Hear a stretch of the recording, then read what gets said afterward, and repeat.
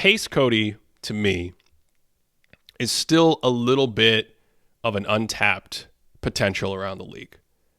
Because when you look at the Kings last year, the ball goes through the basket.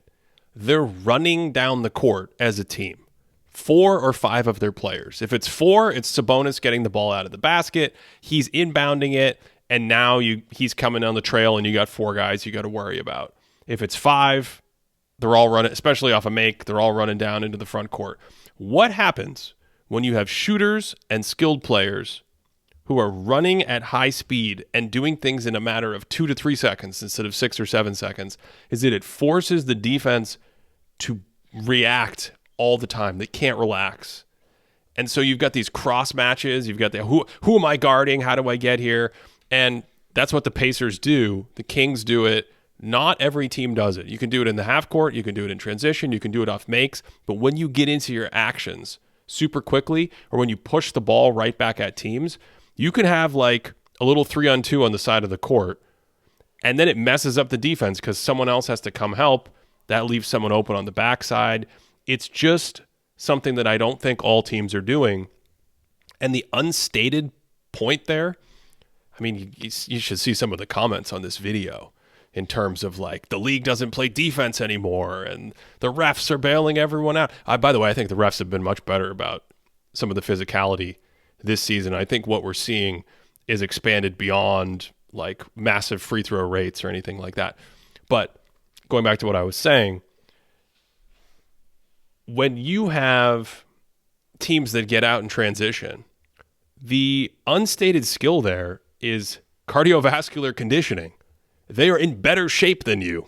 They are outrunning you. They are making high motor skill decisions and shooting the basketball at speed because of their training and their conditioning. If you don't do that defensively, the Pacers and the Kings come to town and they run you out of the gym.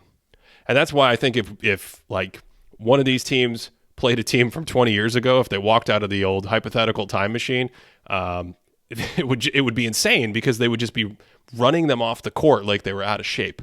You know, the guys might be keeled over on the sidelines going, we need another timeout. How can we keep up with them? So you have skill in shooting that is evolved and that is making this possible. You have the scheme and obviously the Kings have this and the Pacers have this, and then you have conditioning. And these are massive, massive upgrades that I don't think every team has tapped into yet.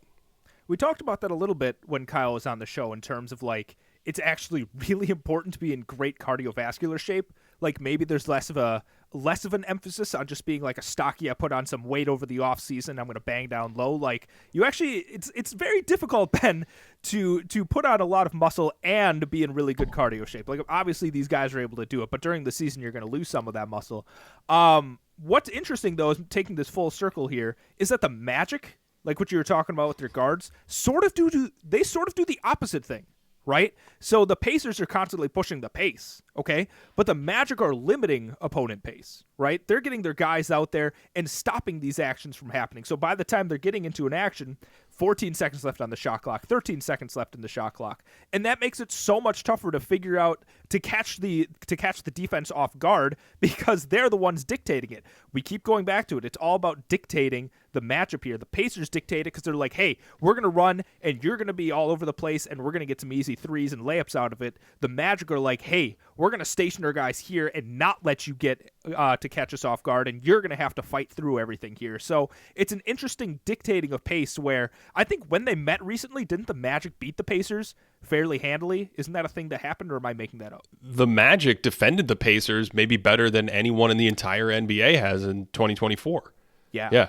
So I think that's the thing is you can't just let the Pacers sprint into these actions, right? So if you like zoom out and you're watching these possessions in the half court and you're like, there's no way to stop the Pacers. Yeah, you're right. Because they've already won if they've crossed the half court and they're getting into those actions. If you set people up a little bit and you're like, we're going to slow you down coming forth, I think that's what you have to do. Get them feeling a little bit dizzy and not able to sprint into the actions they want to. Yeah, I mean, I'm pretty fascinated in general by just looking at the shot clock intervals throughout a possession and saying, like, what happens in early offense?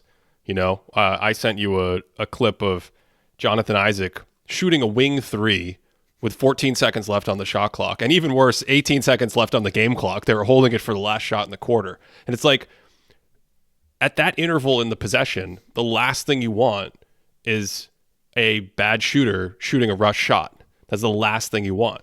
Defensively, though, if you take away that first action, now you're giving the offense less time to work with. Another benefit of a team like the Pacers or the Kings going early and both running continuity sets with a lot of players involved in movement and screening is that when you're let's use the Kings from last year because we did a ton of work on them in video. You come down the court, you run that first set, Kevin Huerter flows to the corner, Sabonis goes up to play two-man with Fox. Cody, there's 17 seconds left on the shot. You've gone through a series of sets that can puncture 20% of the defenses or whatever, and now you're going into your next action. There's 17 seconds left on the shot clock. You got to defend like 3 or 4 more of those as a defense to make it through the entire possession. You compare that to like a James Harden possession where he's walking up the court at 2 miles an hour, waiting till the shot clock gets to 15 before the screener comes to him.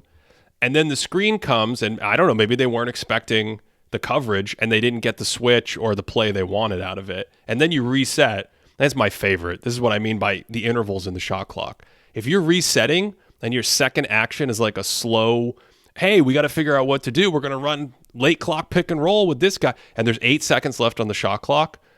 The defense is at such an advantage there compared to, I got to do work at 21 on the shot clock. I got to do work at 16. I got to do work at 11.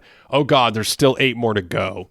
And I think that's what these good offenses are doing by playing with pace. And to your point, when you're a good defense, I always watch that. Like when you take away the first action, how are they able to recuperate and try to get something in the last 10 seconds of the shot clock? Thanks for listening. You can find the full episode of this Thinking Basketball podcast on Apple Podcasts, Stitcher, Spotify, or wherever you enjoy podcasts.